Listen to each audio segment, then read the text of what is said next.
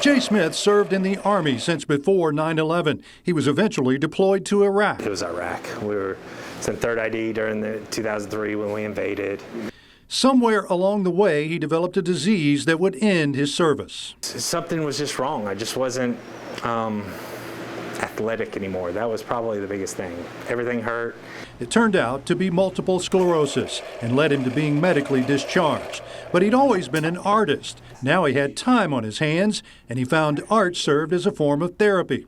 In fact, art in many forms was something a number of vets were trying. We were sending people to do art therapy, and they were getting into art. Then what? Then what became clear22.org.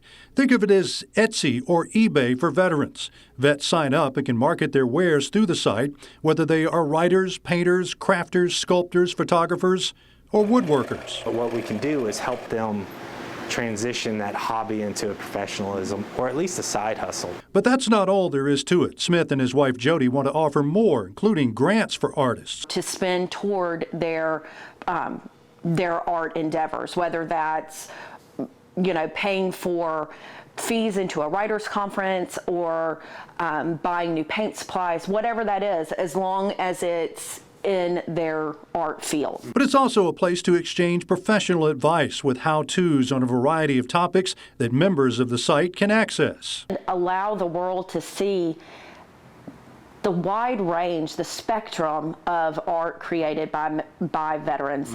Clear22.org is named for the often quoted figure in the veterans community about the number of suicides by veterans each day.